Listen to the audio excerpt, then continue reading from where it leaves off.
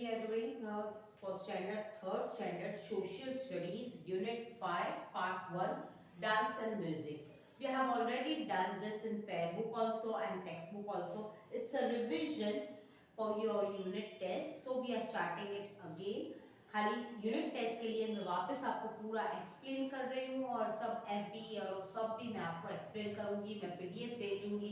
और जो बच्चों का नहीं हुआ है वो please complete your fair books. I make all your books for checking. मैं आपकी बुक्स जो जिसकी बाकी है उसकी चेकिंग के लिए मंगवाऊंगी, इसलिए आपकी फेयर बुक्स और टेक्स्ट बुक्स दोनों कंप्लीट रखना। Okay, let's begin with the points to remember. जो पॉइंट्स आपको याद रखने जैसे है वो याद रखने जैसे पॉइंट्स जो है वो मैं आपको अभी समझा रही हूँ। Okay, Indian classical dance is formed on one of the oldest dance in the world. दुनिया में सबसे पुराना डांस बोला जाता है तो वह है Indian classical dance. Indian classical dance ज्यादातर प्रेयर से स्टार्ट होता है और जो इंस्ट्रूमेंट्स और जो सब यूज करते हैं वो जमीन पे बैठ के वो लोग परफॉर्म करते हैं। Okay, so Indian classical dance is the one of the oldest dance in the world.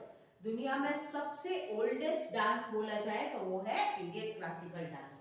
All the dance form begin with a prayer. As I told कि जब वो लोग डांस परफॉर्म करना स्टार्ट करते हैं उससे पहले वो लोग प्रेयर स्टार्ट करते हैं, उससे पहले वो लोग प्रेयर बोलते हैं, प्रेयर से ही उनकी शुरुआत करते हैं। आज आप लोग भी हो तो स्कूल में जाते हो तो पहले पूरा दिन स्टार्ट करने से पहले, आपके लेक्चर स्टार्ट करने से पहले आप लोग असेंबली में इकट्ठा होके एक साथ प्रेयर्स करते हो कि नहीं, राइट?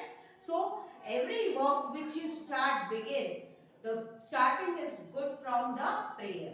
पहले की शुरुआत सबसे प्रेयर से की जाती है, right? There are mostly based on the stories of Indian mythology. Mythology means पुराने जो लोग होते हैं, पुराने जमाने के जो लोग होते हैं, उनकी स्टोरी के बेस पे पूरा उनका म्यूजिक डिपेंड करता है। वो डांस और म्यूजिक में जो उन लोग का डांस परफॉर्म होता है, जो डांस उन लोग हमें दिखाते हैं, इंडियन क्लासिकल डांस के कुछ भी जो हमें उन लोग परफॉर्म करके स्टेज पे दिखाते हैं, प्रेयर करने के बाद जब वो स्टार्ट करते हैं, वो पूरा उनका स्टोरी पे डिपेंड करता है। वो पूरी उनकी पुराने जमाने की पूरा एक स्टोरी का एक पार्ट लेके वो हमें पूरे डांस में अपनी पूरी स्टोरी समझा देते हैं हमें, right? Indian classical music is of two types, vocal and instrument. मुंह से भी वो लोग आवाज निकाल के कर सकते हैं और इंस्ट्रूमेंट भी यूज करते हैं। इंडियन क्लासिकल का म्यूजिक दो तरह का है, मुंह से भी आवाज निकाल के वो कर सकते हैं और उनका इंस्ट्रूमेंट भी होता है। आप लोग ने देखे ही होंगे इंस्ट्रूमेंट, कई बच्चे क्लासेस में जाते होंगे क्लासिकल म्यूजिक सीखने के लिए, क्लासिकल डांस सीखने के लिए, वो लोग को ये बात की ज्यादा आइडिया होती है। Musician who sings classical songs और play the classical instrument always sits on the floor to perform. जो भी इंस्ट्रूमेंट म्यूजिशियन क्लासिकल गाना गाते हैं कि इंस्ट्रूमेंट यूज करते हैं, कुछ भी अगर वो क्लासिकल करते हैं तो वो ज्यादातर जमीन पर, फर्श पर बैठकर परफॉर्म करते हैं। वो जमीन पर बैठकर अपना रिप्रेजेंट करते हैं, वो परफॉर्म दिखाते हैं, right? The classical music instrument are mostly of three kind. There are string, wind and percussion. वो तीन तरह के उनके पार्ट्स होते हैं इंस्ट्रूमेंट्स के, म्यूजिकल इंस्ट्रूमेंट के। वो होते हैं स्ट्रिंग, आप देखते होंगे तार होता है वो, फिर विंड तरह होता है और प्रिसुएशंस होता है। ओके, ये इतना मैंने आपको डांस और म्यूजिक के बारे में जो थोड़ा बहुत समझाना था, मैंने पॉइंट्स जो ज्यादातर रिमेंबर करने हैं, जैसे कि प्रेयर करते हैं लोग जब क्लासिकल डांस के म्यूजिक स्टार्ट करते हैं, उससे पहले ये दुनिया का सबसे ओल्डेस्ट डांस बोला जाता है क्लासिकल डांस। ऐसे सब पॉइंट्स मैंने आपको बहुत थरली समझाया है। अब हम आगे एमपी के लिए जाएंगे। Okay, so I am going to send you the PDF also, but we have already completed, but if any of them have missed out, you can do it the pdf and you have to revise this everything what I am giving। और time पे homework भेजा करना। आपका homework भेजने का time 4 से 5 है।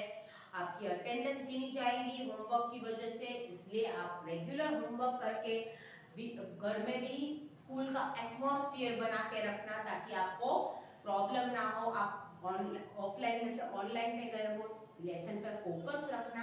Unit test आ रही है, okay. So let's begin with the AB, okay.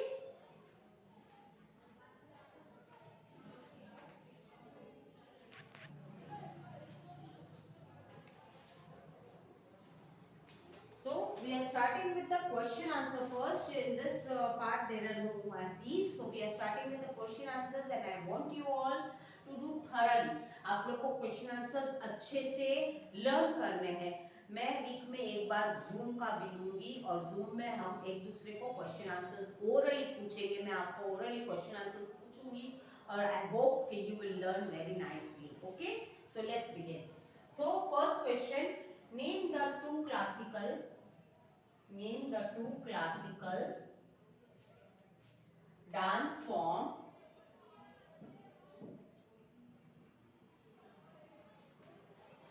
of Kerala. Kerala के दो डांसेस फॉर्म, राइट। इसका आंसर है केरला के सब स्टेट्स के अलग अलग और दूसरे टाइप के डिफरेंट दो फेमस डांसेस होते हैं। केरला का है, फर्स्ट वन है Kathakali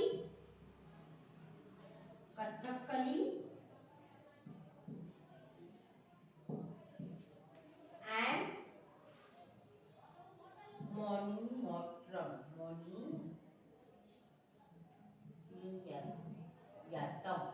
right.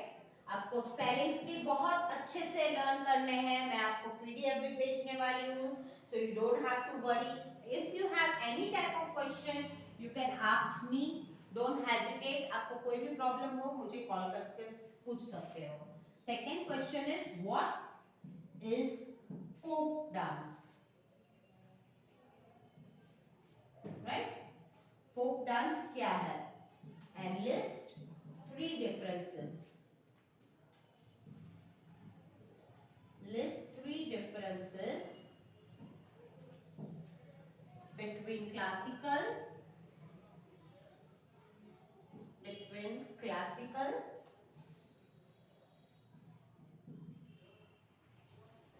and folk dance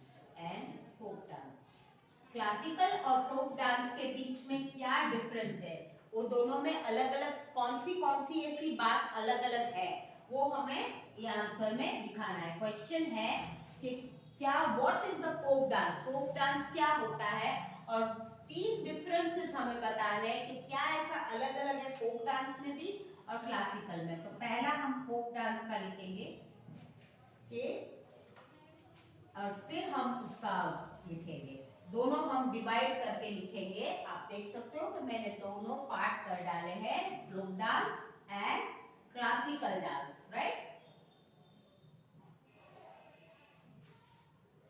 ये सब हमने ऑलरेडी फेयर बुक में कर डाला है, सिर्फ एक रिवीजन के लिए मैं आप लोग को वापस समझा रही हूँ, और जिसका नहीं कंप्लीट हुआ है वो वापस कंप्लीट करेंगे। मोस्टली सबका हो ही गया है, मगर फिर भी आप अगर अच्छे से देखोगे तो आपको दिक्कत नहीं होगी, okay.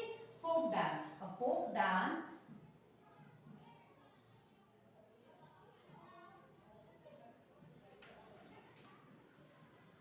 is based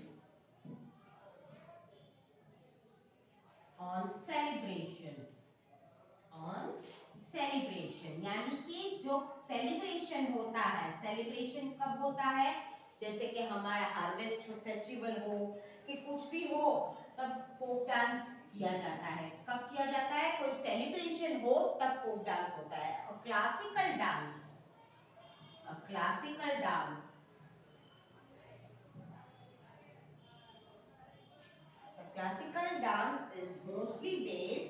is mostly based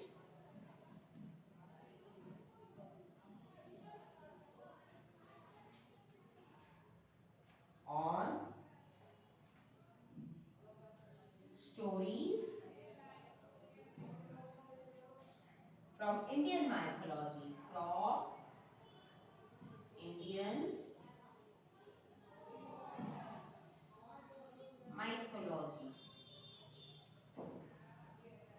जैसे मैंने आप था रिमेंबर द पॉइंट्स में कि क्लासिकल डांस कब परफॉर्म किया जाता है, तो वो पुरानी जो इन लोग की स्टोरीज होती है वो पूरी डांस में वो पूरी स्टोरी हमें एक्सप्लेन करके समझा देते हैं, उस तरह का डांस पे परफॉर्म करते हैं, right. Now the second point goes कि it is performed by common people, it is performed by common peoples. किसके थ्रू परफॉर्म किया जाता है, कौन परफॉर्म करता है, तो कॉमन पीपल, हमारे और आपकी तरह कॉमन पीपल्स होते हैं, वो ये डांस को परफॉर्म करते हैं, normal peoples. It is perform by skilled dancers, it is perform classical dance, it is perform, You don't have to write, आप पहले सिर्फ एक्सप्लेनेशन पे अच्छे से ध्यान देना ताकि आपको समझ में आ जाएगा तो आप अच्छे से लिख पाओगे। It is performed by skilled people, skilled यानी जो ये डांस को करना अच्छे से जानते हो, जो इसमें एक्सपर्टाइज हो, उसके वो ये डांस करते हैं, skilled dancers who take training, जो ट्रेन किए गए हो, ट्रेनिंग लेते हो और अच्छे से करते हो। कई बच्चे ऐसे हैं जो क्लासिकल डांस में जाते हैं, जो ट्रेनिंग लेते हैं, उनसे ये डांस करना बहुत अच्छे से आता है, समझ में आ रहा है। So those who are completely trained, जो know how to do classical dance, they perform classical dance. Folk dance perform is done by a normal and a common persons, those who can do very well. Okay, so now let's go for further.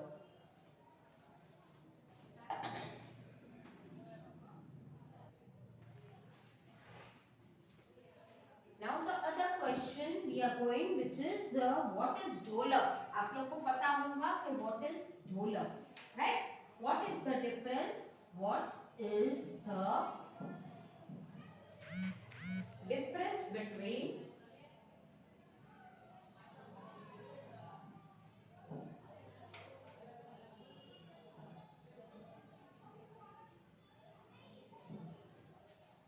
ढोलक and sitar? आप लोग ने देखा होगा कि what is ढोलक and sitar, right, and sitar आप लोग को पता होगा कि ये क्या होता है, राइट। तो इसका आंसर है कि ढोलक इज अ प्रिसिशन, ढोलक is a precision instrument,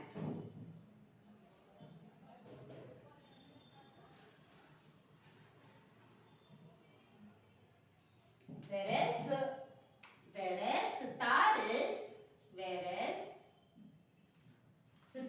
is a string instrument, right?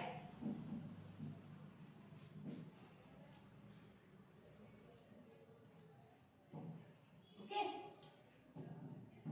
ढोलक, आप लोग ने ढोलक लाइव देखा है, वो पूरा ऐसे गोल होता है और वो हाथ से यूज होता है, whereas सितार होता है उसमें तार बंधे हुए होते हैं, इस तरह से उसको स्ट्रिंग इंस्ट्रूमेंट बोला जाता है, उसमें स्ट्रिंग लगे हुए होते हैं, तार लगे होते हैं और वो एक कला होती है उसको बजाने की, राइट।